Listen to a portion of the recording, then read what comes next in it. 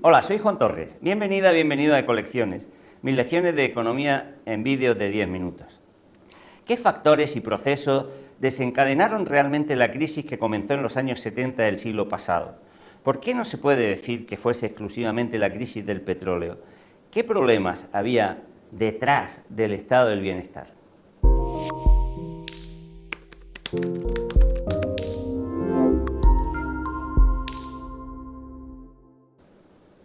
Detrás de la imagen de esplendor, eficacia y satisfacción que mostraba el capitalismo bienestarista de los años 50 y 60 del siglo pasado, había graves problemas que iban a terminar por manifestarse como detonantes de una gran crisis estructural. Voy a tratar de resumírtelos de la manera más breve posible en esta lección. El primero de ellos tiene que ver con el gran peso que ejercía la economía de Estados Unidos. El modelo de crecimiento mundial de los años de posguerra se había basado muy directamente en la gran potencia imperial, económica, política y militar de Estados Unidos. Gracias a ese poder, logró que el marco institucional creado poco antes y después de que finalizara la guerra respondiera plenamente a sus intereses y que fuese diseñado expresamente para garantizar el predominio como potencia imperial de Estados Unidos. El dólar era la única divisa con respaldo suficiente y se acordó sin problemas para Estados Unidos que podía ser automáticamente convertible en oro.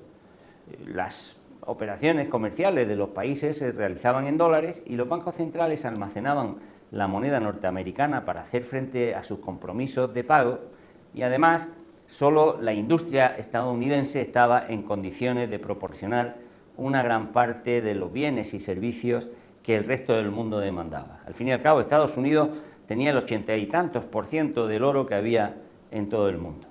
La economía norteamericana era la locomotora que arrastraba al resto de las economías occidentales, pero eso se podría convertir en un problema grave si el motor se ralentizaba o si llegaba a pararse, como efectivamente sucedió en cuanto que las demás economías fueron saliendo de la postración de la posguerra a lo largo de los años 50 y 60. Como se decía por entonces, un resfriado de Estados Unidos provocaría una pleuresía en las demás economías.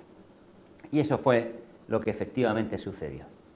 En segundo lugar, hay que tener en cuenta que el proceso de gran crecimiento económico de la posguerra y el desarrollo del estado del bienestar fueron acompañados de una extraordinaria concentración de capitales que deterioró la competencia y que convirtió a los mercados en auténticos generadores de ineficiencias, desequilibrios y problemas de todo tipo.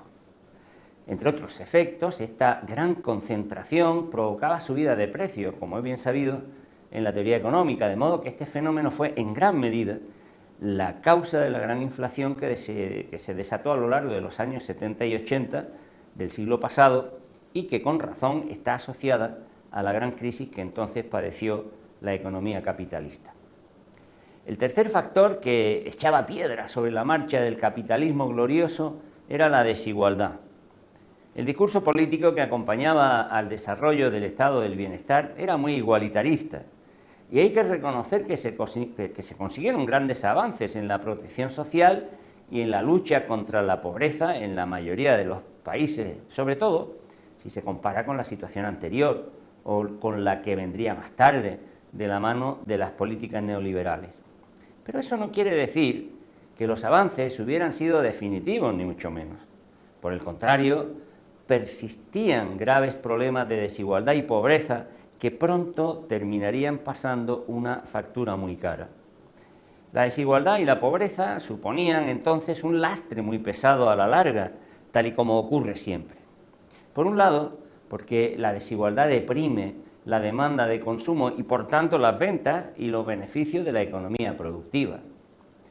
Y por otro, porque favorece el mayor ahorro de quienes reciben ingresos más elevados. Pero como ese menor beneficio hace menos rentable la inversión en la producción de bienes y servicios, resulta que la desigualdad termina entonces siempre expulsando el ahorro hacia la inversión no productiva o especulativa. Un proceso que ya había empezado a aparecer por las cada vez mayores oportunidades de ganancia que proporcionaba un sector financiero en expansión, como veremos, gracias al incremento de la liquidez y del crédito que se fue produciendo por las razones que te comentaré más adelante. El cuarto proceso que fracturaba internamente al estado del bienestar es en cierta medida paradójico. El capitalismo de los años gloriosos se basó en una gran discriminación de las mujeres que a la postre resultaría muy negativa. Aunque se le asocia siempre al pleno empleo, la realidad es que solo era pleno empleo masculino, porque la inmensa mayoría de las mujeres estaban en su casa, fuera del mercado laboral.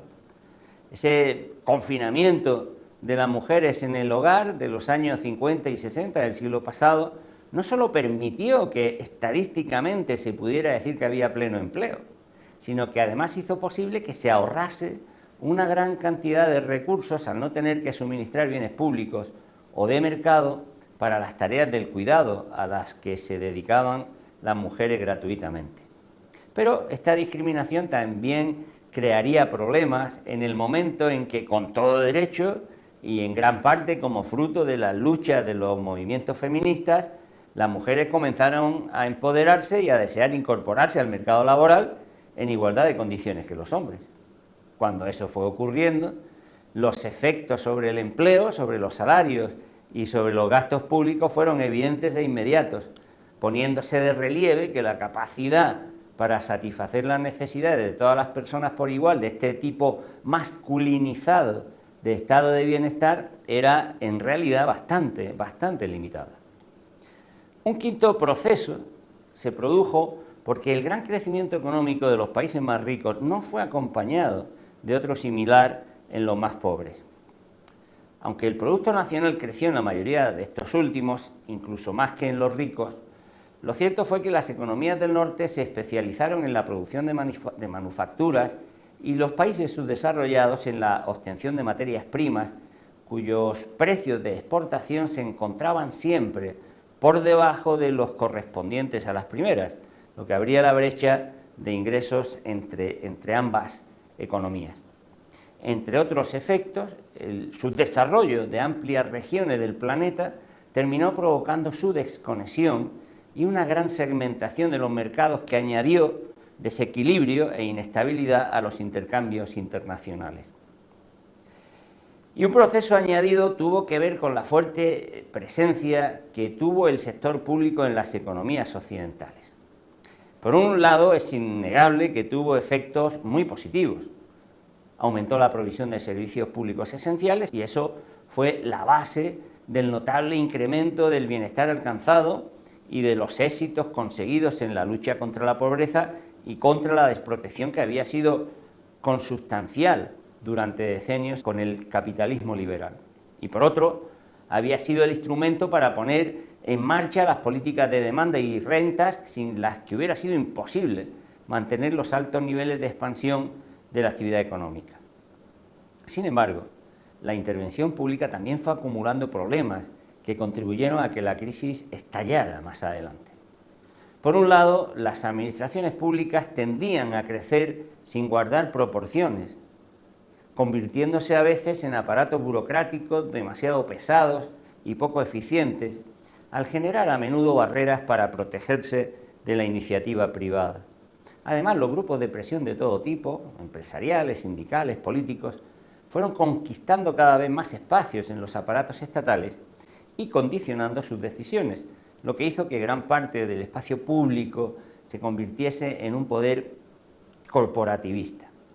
Todo ello fue aumentando los gastos públicos, pero sin que al mismo tiempo se lograse que los ingresos aumentaran a base de ser más eficaces y equitativos, sino más bien hacia todo lo contrario.